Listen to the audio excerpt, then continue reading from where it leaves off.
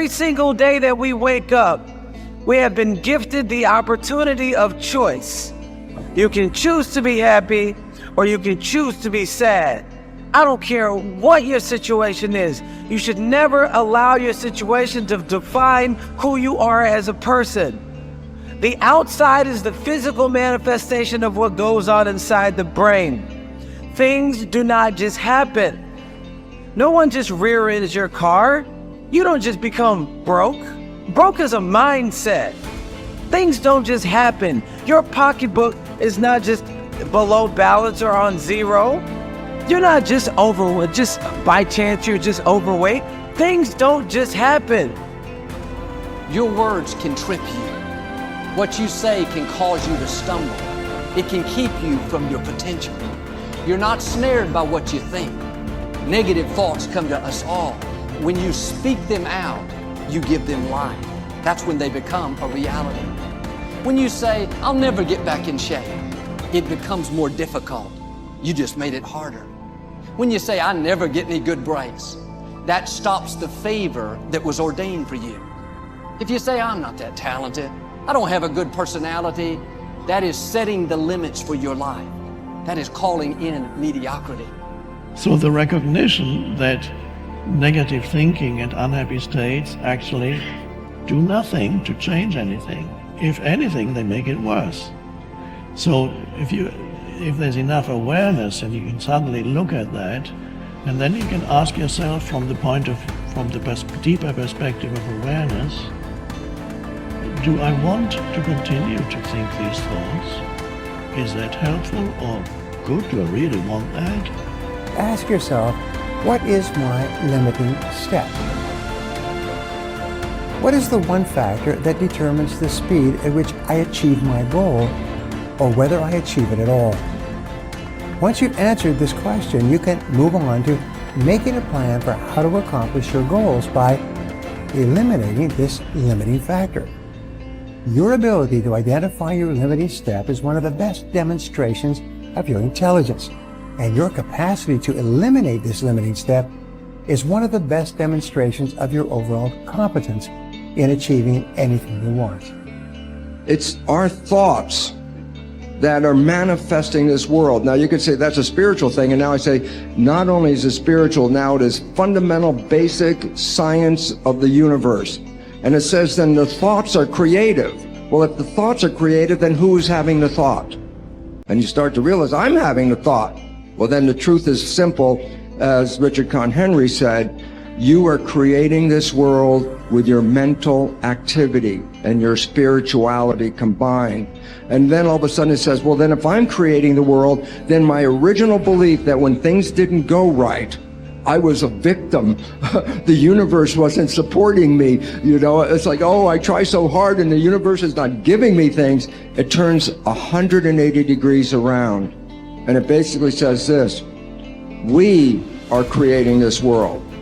And then I say your mind is creating this world. Although you cannot change conditions or circumstance, you don't have to let them control you. We can't control what's going on outside, but we can control what's going on inside.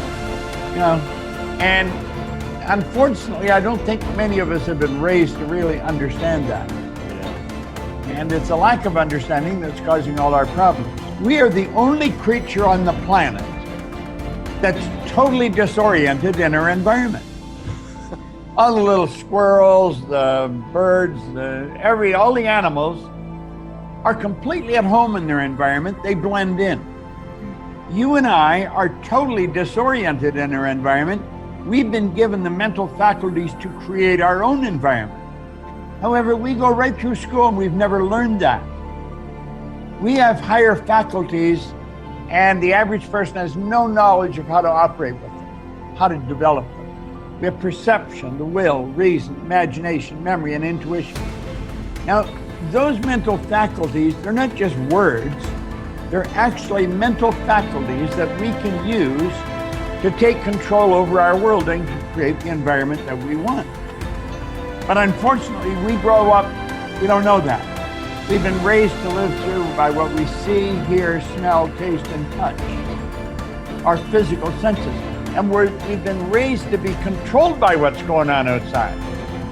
As little kids, will you listen to what I'm telling you? Will you look at this? You know, and so it's all outside. We get our report card, and that tells us what kind of student we are. But it really tells us where our mind was at for a few minutes 3 weeks ago. Got nothing to do with who we are. So I think we're raised in ignorance, actually. There's a very small percentage of the population that have a reasonably clear understanding of who they are and what they're capable of doing. But the ones that do are in the minority. People think that the purpose of memory is to remember the past. And that's not the purpose of memory. The purpose of memory is to extract out from the past lessons to structure the future. And that's the purpose of personal memory.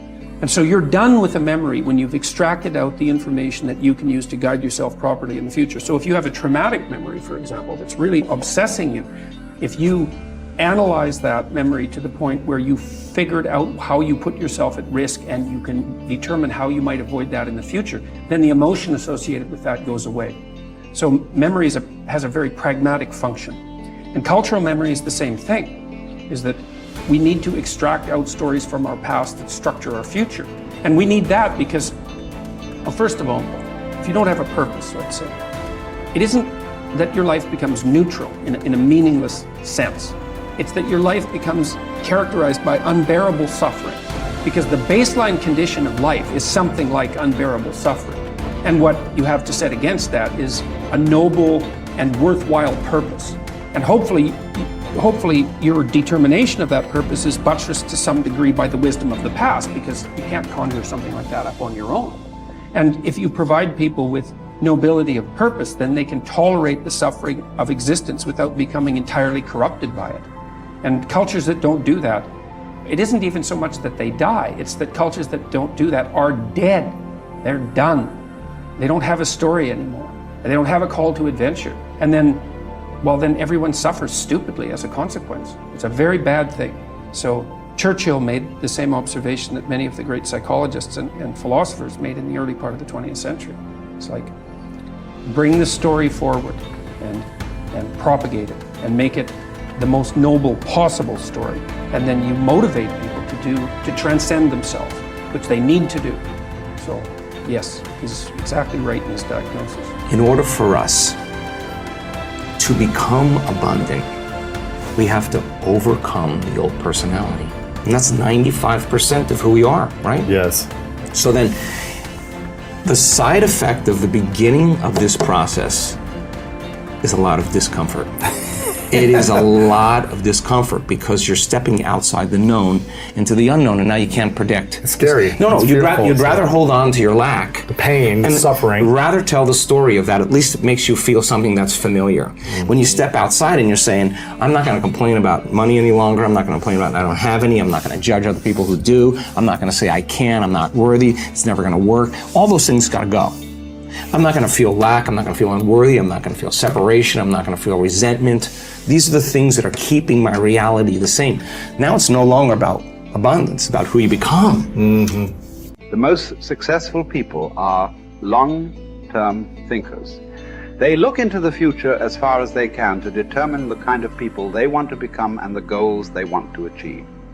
They then come back to the present and determine the things that they will have to do or not do to achieve their desired futures. This practice of long-term thinking applies to work, career, marriage, relationships, money, and personal conduct.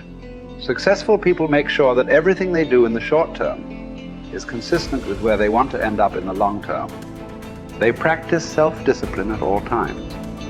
You see this willingness to sacrifice in people who spend many hours and even years preparing, studying, and upgrading their skills to make themselves more valuable, so that they can have a better life in the future, rather than spending most of their time socializing and having fun in the present.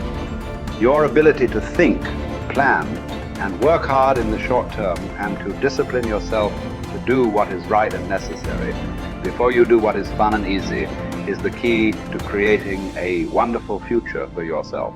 Your ability to think long term is a developed skill. As you get better at it, you become more able to predict with increasing accuracy. what is likely to happen to you in the future as the result of your actions in the present. This is a quality of the superior thinker. The common denominator of success was that successful people make a habit of doing the things that unsuccessful people don't like to do. And what were these things? It turned out that the things that successful people don't like to do are the same things that failures don't like to do either. But successful people do them anyway because they know that this is the price they have to pay if they want to enjoy greater success and rewards in the future. Successful people are more concerned with pleasing results, whereas failures were more concerned about pleasing method. Successful, happy people were more concerned with the positive, long-term consequences of their behaviors, whereas unsuccessful people were more concerned with personal enjoyment and immediate gratification. The top people were those who were more concerned with activities that were goal-achieving, whereas average people were more concerned with activities that were tension-relieving